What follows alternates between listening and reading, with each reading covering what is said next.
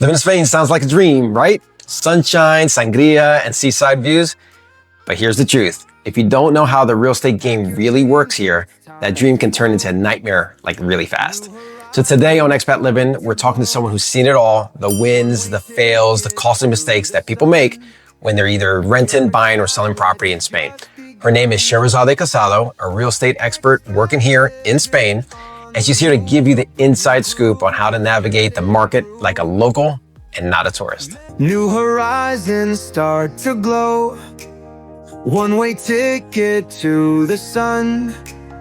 Your expat life has just begun. Welcome back, everybody. We have our guest today, Sherezade Casado, here living in Madrid, and she's an expert in all things real estate here in Spain and Madrid specifically. I always like to start with the origin story. Tell me how you got into real estate, and just share with the community what is it, how you got into it. Yeah. Okay. Amazing. Well, thank you, Guillermo, for having me here. It's such a pleasure. Yeah.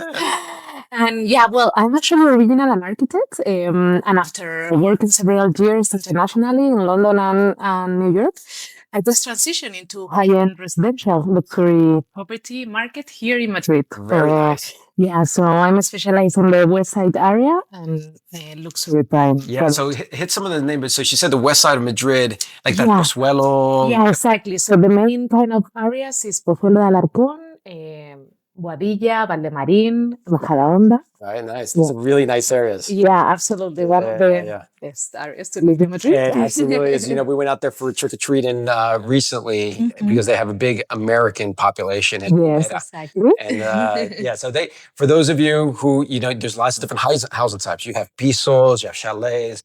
For the Americans that like the bigger spaces, there's a lot of houses out that way. Exactly. Actually, the typology, I mean, mainly in that area, is around 1,000 square meters plot. Okay. And, well, you have 500 square meters built, but all type of sizes. Yeah. So I'm still metrically challenged. So for all of you guys at home in the comments, put what 500 meters is in square feet and help me out there. Very cool. So, you know, we're going to cover a couple different things here for the people out there in our audience who are looking to make a move abroad, specifically here in Spain. Most people do tend to start like renting, right? So tell the audience out there, what should somebody who's a foreigner coming to Spain think about? And what's the first thing they should do when they're thinking about renting a property in Spain? Yeah, so basically the market here in Spain moves very fast, in rentals. So it's important that you prepare in advance and you have a look into the market. And my main advice is that you find someone local who can help you with all the process. Okay. Yeah. So of course, and it's important that you get all the paperwork. Don't underestimate the paperwork. In Spain, still there's a lot of everything in Spain is lots of paperwork. Yeah, exactly. So it's important to understand that you will need an IE, número de extranjero, número de ocupación extranjero. So that's that kind of the main process. And look at exactly what is your criteria, what are you looking for, and be prepared. Awesome. So I always tend to try draw examples. Like my experience is US and Canada mostly, because that was where I am a real estate agent in the US. It's very common for somebody who is looking for a property in the US. They're very accustomed to calling a real estate agent and saying, hey, I want to see these 5 properties. It's a little bit different here in Spain, correct? Yeah. Well, it's it's a bit different because the market moves really fast. Right. So you really need to do a research in advance, and then depending on what you're looking for. Then... How do you recommend? So we have a site in the US called Zillow. What's the site here that people can do research on? Yeah, so the main site is Idealista. Okay, so that's where you are gonna find the different properties depending on your budget and your availability. But I would recommend you to work with an agent as well, because of course we have a lot of properties that are not listed. For depending on what you are looking for. Maybe if you need something more exclusive, then definitely the local agent can help you.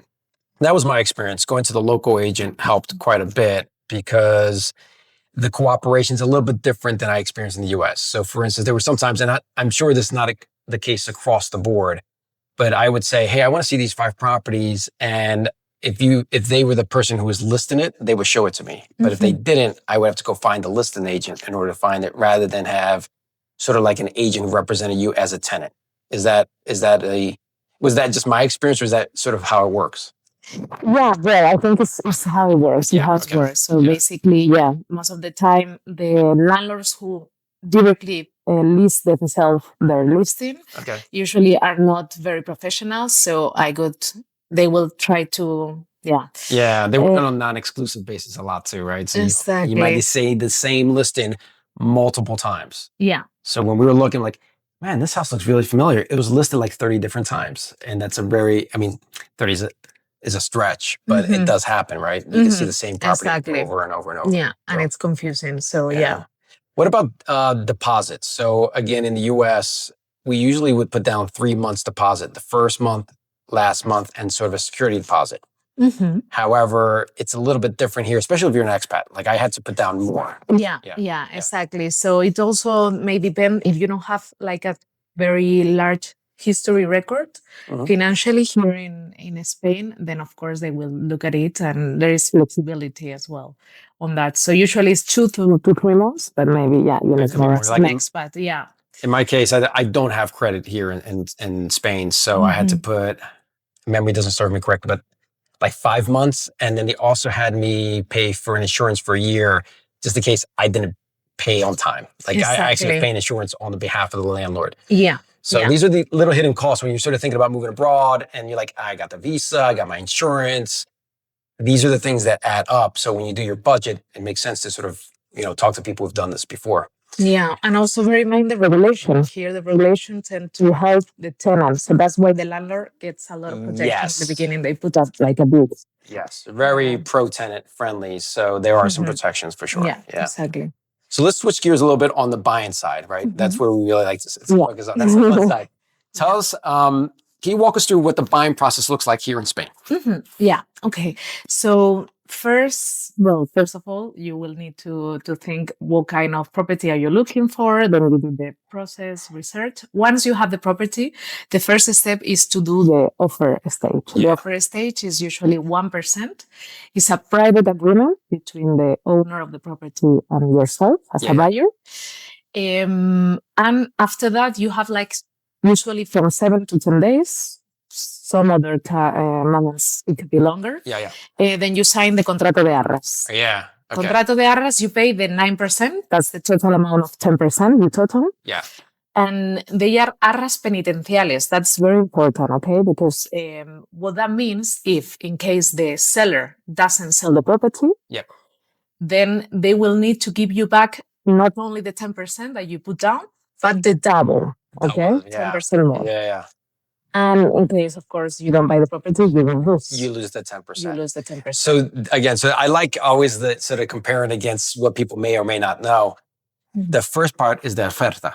Yeah, right? exactly. And that's at that stage, you're putting that's a non-binding, or is that a binding piece of paper? That's usually like one page, right? Yeah, it's 1 or 2 pieces of paper. It's I'm going to pay this. You may lose the 1%, but it's not something very binding, because you can walk away from that and you could just lose. So you put 1% of the cost of the home, so that's your good faith deposit, for lack of a better term, at that stage, right? Exactly. And then you have 7 to 10 days to then do what's really what we call they actually put the definitive agreement of sale in place, and that's called a contrato de arras. Exactly, right? exactly.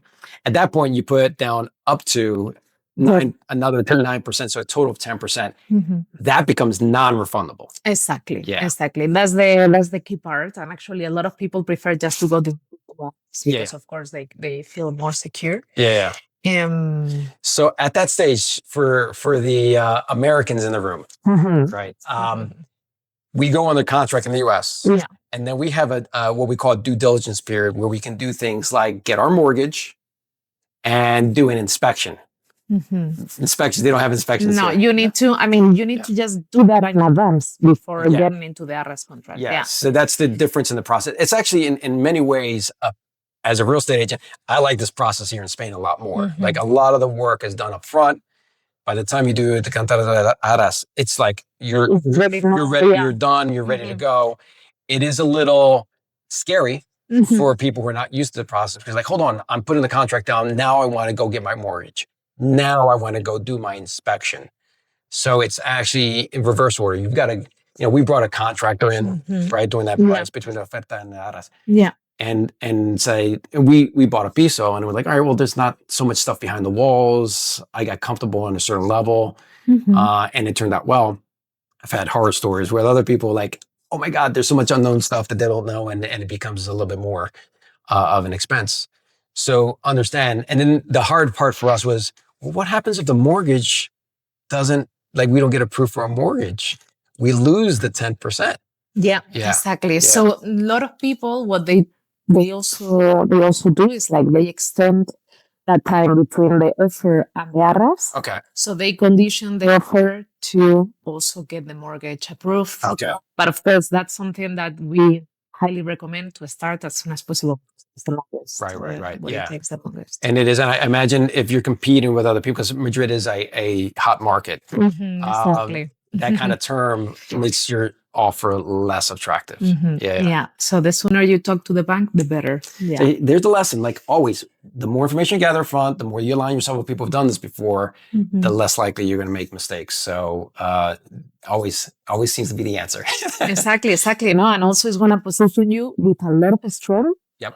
When you are negotiating, if you already have a pre-approval from your bank. Yeah. Position with the seller. And in our case, again, if you're a foreigner that doesn't have credit in that market, the terms, again, it's very typical to be able to put 5, 10, 20% down in the US when you're buying a home.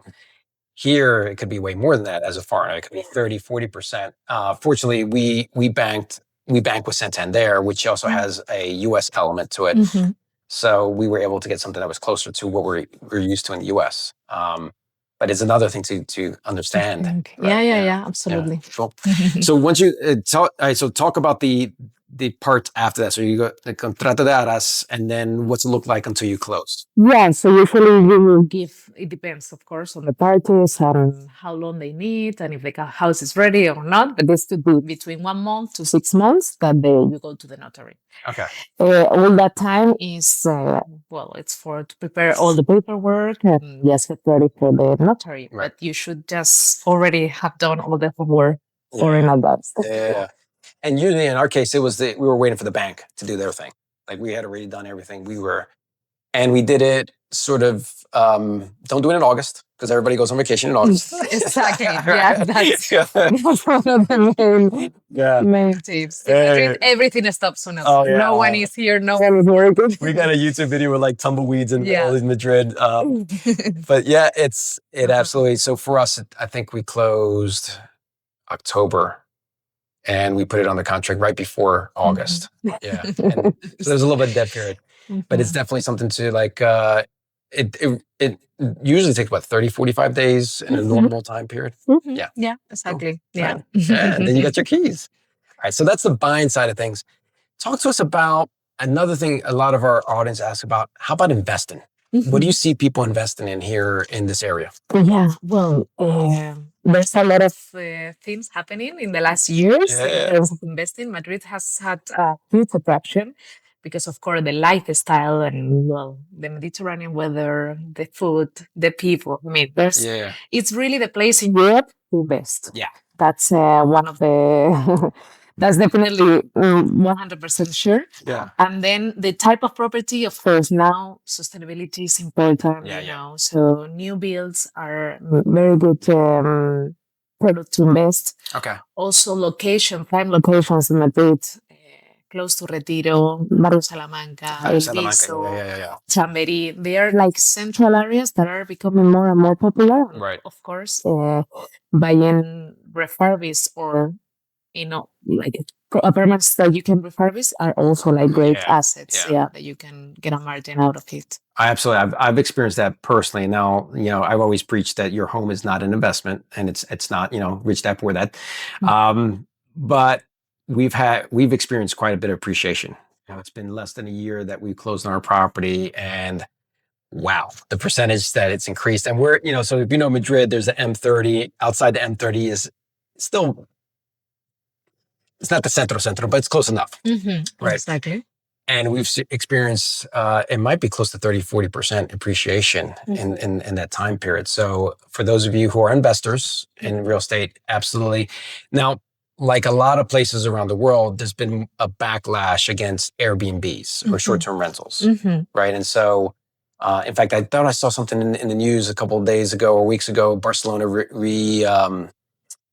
sort of canceled something like the number of like 90,000 or a large number of licenses for Airbnbs. And it's true. I mean, they're taking housing stock out of circulation. They're not being run legally, and so I get why that is. So putting my investor's hat on, I know a lot of people were buying pisos or apartments or houses to Airbnb. And that doesn't seem to be the smart thing to do here in Spain. I know I even get people calling Alicante's hot. Let's do that. Airbnbs, but they've stopped a lot of the licenses. It's more like flipping. Yeah, exactly. Because the law in terms of short-term rentals is very restrictive. Right. So, and at the end of the day, all the hassle and the fees and the margin that you're gonna get compared to a flipping transaction, then it's much more interesting. Overall, because there are no good quality apartments in the market, it's very hard to find good size, well finished with nice materials. In Madrid. Yeah, and again, I got into real estate as an investor, not intended to be a real estate agent. So like I get geeky about this stuff. I love this stuff. The cost to improve a property, when I compare it against, I've done some builds in the US. We did a small to medium sized development project, build like 30 homes. The cost to build here is way cheaper, in my opinion, than it was like my experience in the US. So like why the cost for the real estate might be a little bit higher. The cost for improvement is lower. And that's where you can make, for you investors out there, make some really good margin on those things. I wasn't going to ask you this, but can you speak to it? It's okay if you don't know the answer, the taxes. So if somebody was going to flip, what's the impact of taxes? Do you know? Yeah. So she's going to answer, but go get your own tax advice, right? Exactly. So basically in Spain, when you buy property, you have two taxes, very important. It depends on the typology of the property. So basically, if it's a resale, second-hand property, you would pay, it changes from provinces, but here in Madrid, you would pay 6%. Okay. Over the total cost of the property. And if you are buying new build, it's 10%. Okay. So that's something, of course, to consider. Are you aware of any special taxes for people who are not like national citizens of Spain? Well, I'm not sure about it, to be honest. Okay. Yeah, that's a good one for tax advice. We won't get into that one. Ask your accountant, ask your tax. We have plenty of recommendations on our website. You can ask for that. But what I'm seeing is a lot of great investment opportunities in Madrid and in Spain overall. So that's exciting. Yeah, totally. Yeah. Awesome. One last question. So tell people out there, well, actually a couple of questions. Tell them, what are the common mistakes you see people make when they're looking to buy real estate, or especially somebody who's a foreigner expat who's looking to move into the market? Yeah. So, the main mistake is that they don't use an agent to work with. Because of course you are running into different listings, different people. You want to see everything. That's normal. Yeah. But it's very difficult for a professional to help you if they cannot follow you from the beginning to the end of the process. It's very difficult. So I would say that's the main, one of the main mistakes that they do when they buy, and also to not really research very well the area. The neighborhoods. Okay. Because we are from abroad, you are an expat, everything looks amazing, but then you really need to look into the detail because it can change. Yeah, that makes sense. I mean, listen, I've been in real estate for probably close to 20 years, and I've helped 2,000 families buy and sell homes or do a real estate transaction. And even when we went to buy here, it's just different. The rules are different. We had our own agent, and we made sure that we had the advice on how to do that. So that's great advice. And then on the neighborhood, Yeah. We moved a couple different houses before we landed on this one and tried the different neighborhoods. In fact, we were in a completely different town. For those of you who follow our podcast, we weren't in Madrid originally. We went there, and within 6 months, we realized we were actually quicker for Danielle. With the No. 3 months, she knew we were in the wrong spot. Took me a little longer. And we landed in Madrid, but this wasn't our neighborhood. Originally, we were in another neighborhood, and we found, all right, we need to be a place that's more central to what we're doing. Our hospital, the restaurants we like, the schools, the activities. Exactly, that it fits more with your lifestyle. Yeah. So I would recommend you as well to rent before buying, Yep. and also because a lot of people wants to buy straight away because they don't want to spend any money. Yeah. But then, you need to get adjusted to the Spanish lifestyle. No, I think that's something we absolutely recommend. We in fact recommend short-term rental initially until you type into your long-term rental, and then long-term rental for a while until you buy. Exactly. Yeah. Smart move. Cool. Awesome. Sherezade, thank you so much for joining us and sharing your insider tips on buying, renting, and selling it here in Spain. Now, if you're planning your move abroad or you're ready to buy, rent, or invest in Spain, don't try to figure it out on your own. Big mistake. Our team at Expat Livin can connect you with trusted local experts like Sherezade and guide you every step of the way. All you have to do is just visit expatlivin.com/real estate, fill out a quick form, tell us where you're moving, and we'll personally match you with the right agent and resources. Again, that's expatlivin.com/real estate, your first step to finding your new home in Spain. And if you found this episode helpful, don't forget to like, subscribe, and you know what? Hit that bell for more conversations that help you get you from where you are to where you want to be. See you on the next episode. Someday plan, take the leap and make it grand. Expat living on the move, a brand new